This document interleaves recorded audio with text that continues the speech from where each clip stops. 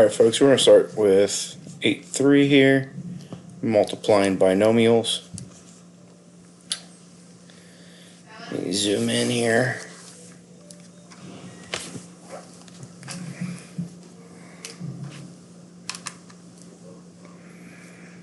Alright, so key concept here is multiplying binomials. And it's simply, all we're going to work on here is distributive property. It's just done 2 times instead of just the once that we're used to. This is multiplying everything in the first set of parentheses by every term in the second set of parentheses. That's what multiplying a binomial by binomial is. And essentially this can be extended to a binomial times a trinomial times a trinomial, all that kind of stuff. And this is how, I just sit here with some arbitrary values. This is how it's done. First thing you're going to do is you're going to take this first term a and you're going to multiply it by m. So it would give me a times m. You're then going to do the same thing, but you're going to take a and multiply it by n. So it would be plus an. The next thing you're going to do, so that was distributing one time. I was distributing a to both m and n.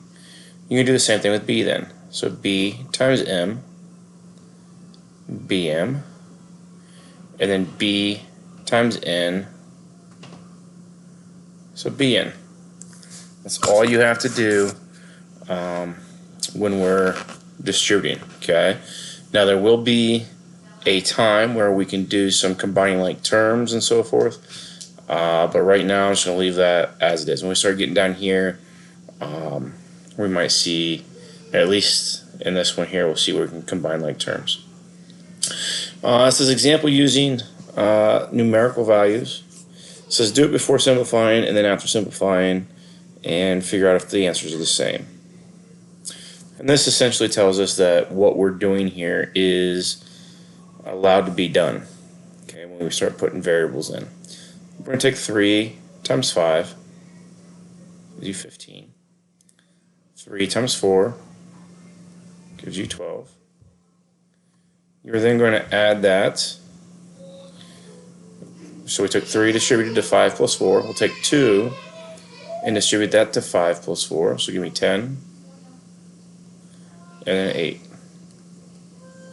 Now if I add those together, this is 27 plus 10 is 37 plus another 8 would be 45. So it would be 45 when we add all that stuff together. Is that the same as if we were to combine like terms first and then multiply? So it's 3 plus 2 is 5 and the 5 plus 4 is 9. Now if I multiply those together I still get 45. So because these two answers are the same, it shows or demonstrates that this distributive property is perfectly fine. We're algebraically allowed to do it. So then where does this come into use for us? It's right here in these types of things, working with variable terms. Okay. Just remember here that when you're multiplying like bases, you add the exponents. So when I take 2x and we'll distribute it to everything over here, so 2x times 3x. So 2x times 3x, we multiply the 2 and the 3, gives us 6. Then we multiply x to the first times x to the first. It becomes x to the second because they're like bases. So we add the 1 and the 1.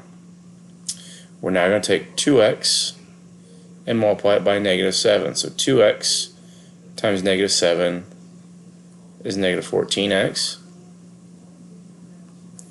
So that was distributing the first.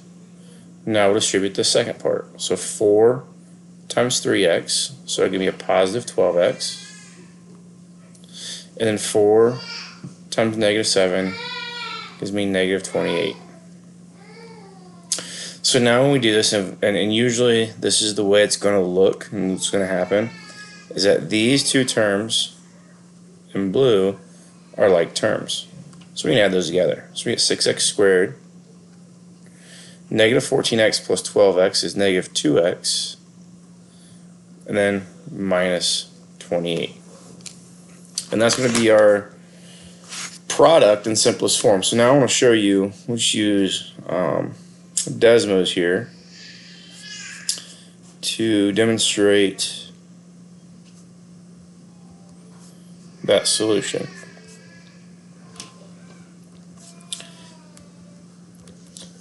So just like in class, obviously I don't want to use x.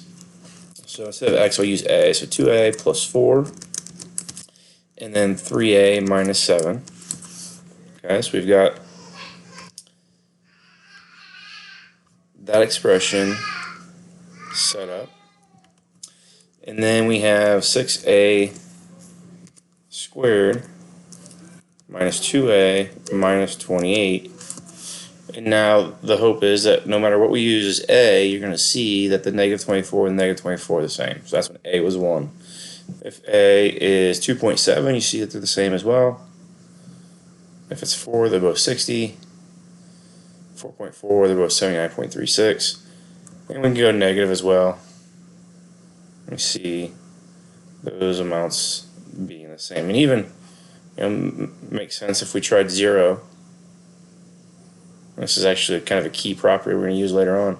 If this is 0, put 0 in for a there, that thing highlighted goes away, that goes away, and I'm left with a negative 28. Well, if I come up here, if a was 0, that would have gone away. So 0 plus 4, which is just 4. If I put 0 there, that would go away. So that'd be 0 minus 7, just negative 7. So I have 4 times negative 7, obviously then gives me negative 28. So we can still use our calculator with substitution to check to see if we have equivalent forms once we're done. Okay, our product at the end should always look somewhat like that. Okay, when we type that in, we're hoping that we get an equivalent form of that. All right, let's do the next one. So again, we'll go first term multiplied by both of those. So x times 4x again gives you 4x squared. Remember, we're adding the exponents when we do that, multiplying the coefficients and then adding those exponents. And I'll take x times 3, and that's just 3x's. And then I'll do negative 6 times 4x. So negative 6 times 4x is negative 24x. And then negative 6 times 3 again is negative 18. I'll combine like terms, so I got 4x squared. 3x minus 24x is negative 21x, and then minus 18. Again, maybe checking this algebraically real quick is to let x be 0. Well, if x was 0, that would go away, and that would go away, and all you'd be left with is negative 18. So if it was 0 up here, I have 0 minus 6, so that would be just negative 6. And here it would be positive 3, 0 plus 3. So I have negative 6 times 3, which is again the same as that negative 18. So that's actually a pretty unique property that's going to be used over and over throughout the next couple of years. Substituting 0 is a nice number with these to check to see if you've done things correctly. So the technique we've been using here, a lot of times you're going to hear it referred to as the FOIL technique. Okay, it's called a mnemonic device. Okay, some of you that are in science, with the metric system, you've done King Henry died by drinking chocolate milk. For the metric system, you've used Roy G. Biv for colors of a rainbow. Those are mnemonic devices. They're phrases, linguistics that allow you to remember a procedure or a fact. Here, this is the FOIL technique, and FOIL, it works with a binomial times a binomial. Okay, but essentially it's just the distributive property. But it tells you what you're multiplying together. The first thing you're going to do is you'll multiply the first terms in both sets of parentheses, which is what we were doing. You're going to then multiply the outside terms, which would have been, so let's kind of just put an example together here real quick.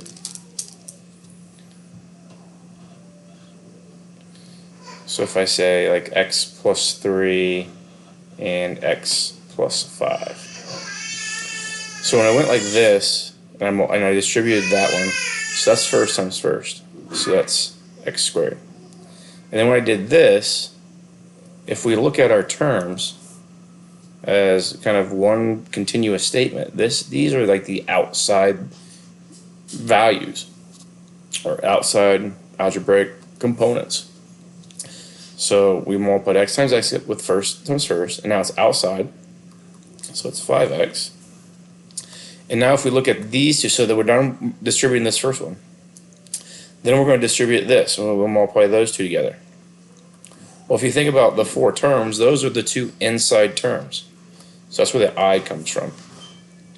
So 3x will be that product. And then we're going to go that one times that one. So 3 is the last term in this first set. 5 is the last term in the second set. So we're multiplying lasts again. So that was the F. Okay. That was the O. That product gave me the I. And that came from the L. No. Then when we do this, usually, just depending on, we won't always have it, but depending on the structure of these binomials, you're going to get some like terms. And a lot of times, for our applications, the O and I are going to be those like terms that we're going to add together. All right, so we'll do a handful of these examples with you, but generally it's just repetitive. It's the same thing over and over and over again. Okay, so if we go and distribute, there's first times first, so it'd be 2r times r, which is 2r squared. Outside times outside would be 2r times 1, so that's just 2r. Okay. Then we'll do inside times inside, so that's distributing that second part. So F and O distributed that to everything in the second set of parentheses.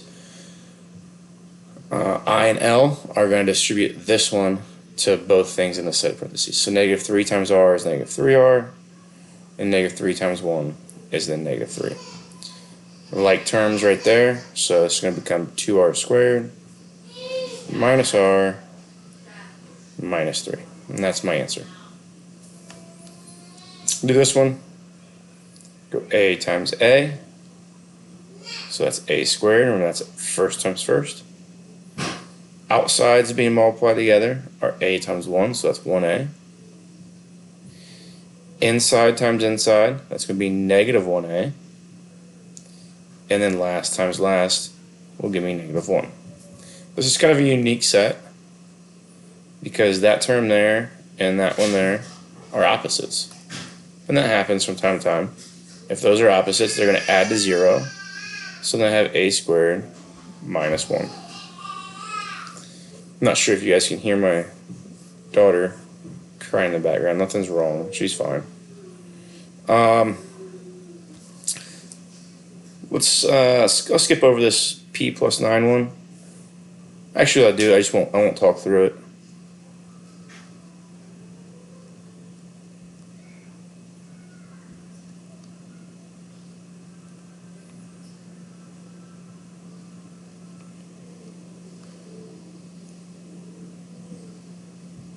Okay, like terms here, negative 1p and 18p. So it's going to be 2p squared plus 17p minus 9. One thing you got to pay attention to, obviously doing multiplication here, we're multiplying like, or negative times a negative, negative times a positive. You got to pay attention to that stuff. Looking down here, we get 2h times h gives me 2h squared. So again, that was first times first. Outside times outside will give me 18 h's. Inside times inside gives me negative 7h. And last times last gives me negative 63. So we get 2h squared plus 11h minus 63. And that, remember that plus 11h is those being like terms. Same thing here, just starting with a negative. So negative 1x times x is negative 1x squared. Negative x times 3 is negative 3x. 1 times x is 1x. 1 times 3 is 3. So now I get negative x squared minus 2x plus 3. So all of these had kind of the similar structure where they were all binomials, like an r to the first power times an r to the first power. You see both these a's were the first power. these p's were both to the first power, but it doesn't have to be that way. We can have, like in this next one, we have x squared times x. We have x squared times x. Remember, add the exponents, so it's x to the third. And I have x squared times negative 3, so it's negative 3x. So it's first times first and outside times outside. So now I'll take inside times inside, so those two, so give me 1x. And then last times last will give me negative 3. Again, these become like terms, so I have now x to the third minus 2x minus 3. This one down here, really no different. C squared times 2c squared. Okay, we'll multiply the numbers out front, so 2 times 1. Now c squared times c squared, add the exponents, gives you c to the fourth. Multiply those two, so it's c squared times negative c, so it's going to be negative, because there's a 1 out in front of here and a 1 in front of there, so 1 times 1 is 1, but it's negative in this case because of that negative. And then c squared times c to the first, remember add the exponents, so it becomes c to the third. Inside times inside, that'll be negative 4 when we multiply the numbers out front, and c squared. And now here when I multiply last times last, it's a negative 2 times a negative c, so it becomes positive 2c. You see in this situation that that's c to the fourth, c to the third, c squared, c to the first. There are no like terms here, so you do not combine anything. So FOIL is a device for multiplying binomial times binomial. But when we have a binomial times a trinomial or a trinomial times a trinomial, we really do the same process, but we refer to it as distributive property or process. Remember what we're doing here, and you can do it in any order, it doesn't matter. You see here I've got we'll just do these first two. We've got a binomial times a trinomial, and here we've got a trinomial times a binomial. But because multiplication is commutative, it doesn't really matter how you start, whether it's the binomial first or the trinomial first. The process is the same. So what I'm going to do is I'm going to just take this x and I'm going to distribute to every one of these. And the idea is now that because there's not 2 terms here and 2 terms here, there aren't 4 total, so FOIL doesn't really work here. But we are going to go x times x squared, so it gives me x to the third. Add exponents again. I'm going to go x times 3x, so it's going to give me positive 3x squared. And then x times negative 4, so it gives me negative 4x. And then this 2 times the x squared is 2x squared. This 2 times the 3x gives me 6x. And then this 2 times negative 4 gives me negative 8. So now going through combining like terms, there are no other x to the thirds. We want to look at 3x squared and positive 2x squared. So that's 5x squared. Negative 4x plus 6x gives me a positive 2x. And then our minus 8. So there I distributed this binomial to the trinomial. You could have, I'm not going to do it with this one, but you could have done this. You could have said, well, I'm going to take every one of these 3 things, take the x squared and multiply by that and that. And then the 3x times the x times the 2. And then negative 4 times the x and times the 2. And it would have still given you the same exact thing. Okay? Much like we'll do it here in this next one. Multiply those two. So 3x times 2x gives me, so 3 times 2 gives me the 6, but x squared times x to the first is x to the third. Then we'll multiply those two. So 3 times 3 is negative 9, positive times a negative in this case, and then I have the x squared. Okay, so now we'll take this 5x and multiply by everything over here. So 5x times 2x is 10x squared, and then 5x times negative 3 gives me negative 15x. And then lastly, we will multiply negative 2 times 2x, so it gives me negative 4x. And then negative 2 times negative 3 gives me a positive 6. So 6x cubed, with our x cubes. Those two things right there, the x squareds are like terms, so we get 1x squared. Negative 15x and negative 4x are like terms, so it's negative 19x's. And then my positive 6. And that should be the exact same thing as what we started with. So just real quick, before we wrap up here, I'm going to check that one more time with Desmos. So I'll just start with this last one we did.